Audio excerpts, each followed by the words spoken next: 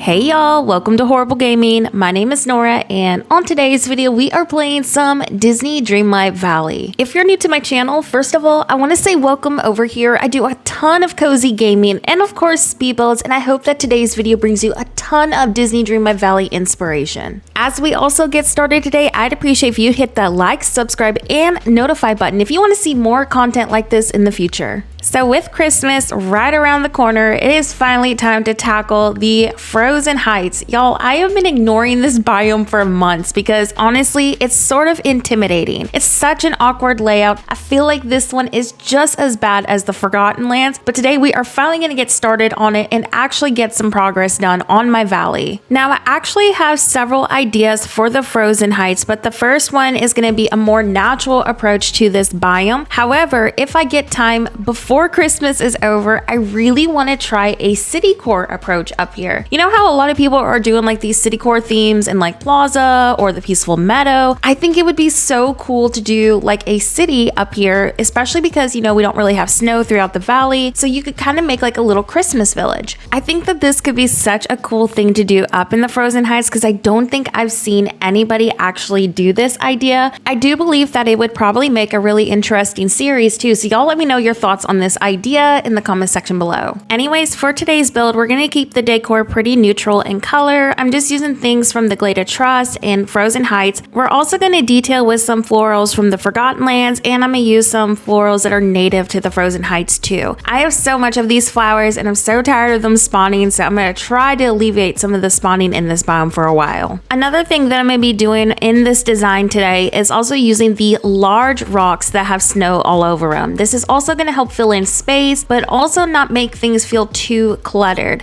Although I really love to clutter and detail my builds, I do want to try to keep this as natural as possible to really capture the effect that this biome is just, you know, covered in snow. If you use too many plants, it's going to take away from that, especially since the florals don't have snow on them. So filling in with the big rocks also is going to really help me with my item count too, because I'm pretty sure with the DLC, we do not get an item count increasement in our maps, which I'm sort of bummed about. So I'm trying to make this kind of stretch as far as possible. Also, as we continue to decorate, I do want to disclaim I've had the horrible glitch back again where you design something and when you exit out of decorating mode, everything gets deleted or moved. So there will be some transitions throughout this video, especially when I'm decorating around the pond area because everything just kept getting deleted, and I'm so annoyed with this glitch being back because it just makes decorating in this game so time consuming because you're having to like redo everything that you just done. I also want this build to have some sort of glow during the nighttime, so we're going to go ahead and transition and build during the night just to make sure all the illumination is hitting in the right areas. But eventually, where I'm designing right now by the pond, this is going to transition over to like a little igloo area. We're actually going to be removing some of this brick pathing and doing something a little bit more natural. I just feel like it added less clutter to the build, but it also gave us another way to transition around it. We're also going to be doing a little cobblestone pathway up to the igloo. Something that I really hope to see in this upcoming DLC is definitely more pathing options. I think it would be so cool to actually have a legit cobblestone path so we're not having to use a lot of our item limit with rock pathing, because obviously this is ideal for more natural situations. You don't always want to use a bordered path. But second of all, just more pathing in general. Also, obviously when the DLC comes, I'm going to do a facelift to this build. I actually love the layout quite a bit, so I don't want to like delete this whole entire idea, but we do need to upgrade it with the new items. I especially cannot wait for the snowy fence item that they teased in the trailer because that's just going to look so good with this build. In general, I just hope we get a lot of really good items with this DLC. I've been trying to put off a lot of designing on the game lately, so if you're wondering why I haven't been posting as often on Disney Dreamlight Valley, I'm basically just waiting for the update to come. That way we can really focus on designing with new content. But I was feeling a little bit of a spark to design today, and I really want to get started on the Frozen Heights. I do feel like this build will be pretty easy to upgrade and adjust with new items, especially with the fencing, so I'm not like too stressed about it. Anyways, I'm gonna go ahead and detail behind the house just a little bit with some florals and some trees, and then we're gonna get started on the igloo. So as mentioned with the igloo, we're gonna keep it very simple and just remove some of the brick pathing and do a little bit of a rock walkway up to the entrance of it. Behind the igloo, I'm gonna fill in with some different trees and maybe even some rock items. I want to keep the decor pretty simple around it because then it's going to take away from the structure. I also added the Olaf cloud item, and I want to give a huge shout out to my lovely friend Elle here on YouTube who suggested different areas to place the cloud item. Elle is such a talented Disney Dreamlight Valley creator, so make sure you go check her out. I will have her linked in the video's description. But thank you so much, Elle, for the help with these clouds because I was struggling to figure out where to place them. So now that I have the main layout pretty much done for the igloo, it's just now time to detail it and add obviously some more items. So I'm gonna go ahead and add a few more trees and also some different bushes, and then we're gonna also adjust this cloud just a little bit more behind the igloo, mostly just because I want it to be able to be seen better, especially from a distance. Then I'm also gonna be relocating the sled. I don't think the sled location is bad, but I actually liked it better in front of the house a little bit because it filled up such an awkward area in front of it, but also again, less cluttered the better. Anyways, I'm gonna go ahead and add a few more details, and we're just gonna go ahead and transition to the walkthrough of how everything turned out today. I am so excited about this build, and I really do hope it brought you some Disney Dreamlight Valley inspiration. Anyways, before today's video ends, I do want to give a huge shout out to my channel members. Thank you so much for supporting me as a creator. Just your support in general means the absolute world to me. Let me know what you thought about the build in the comment section below, and also future build ideas you hope to see on my channel. With that being said, thank you so much for watching and have a horrible day.